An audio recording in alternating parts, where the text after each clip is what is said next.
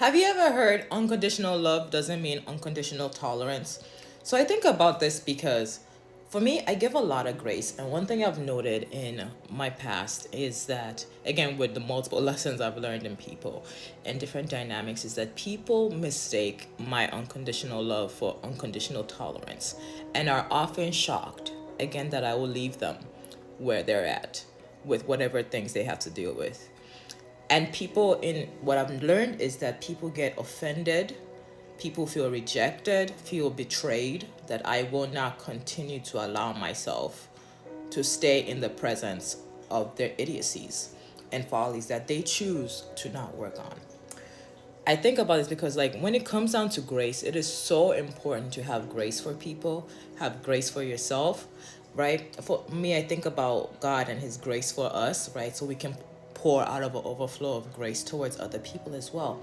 But if people are actively, if people are actively hurting you, harming you by their behaviors, because they you're last, you're second, right? By the time someone starts hurting you, they've already been hurting themselves. Like, out of the abundance of the heart, so the mouth speaks. So if people are saying unkind things to you, they already speak like that way to themselves. It's already in them, right? No one is treating other people as they don't treat themselves. And there are certain cases where it's like maybe somebody treats themselves or is excessively critical of themselves, but then they're really kind to other people. We have cases like that. I've also experienced like that. But for the most part, when we look at human behavior, people project or treat other people how they treat themselves. This is why self-love and self-acceptance is really important.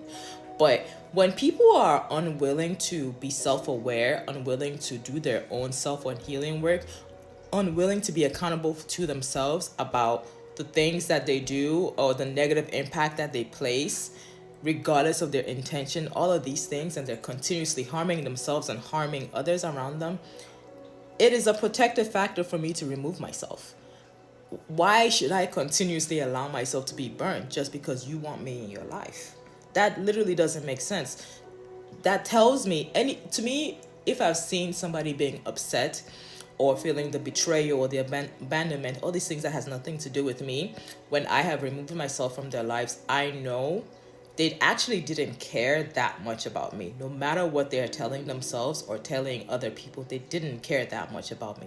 Because if you care about someone, you don't want them to be hurt.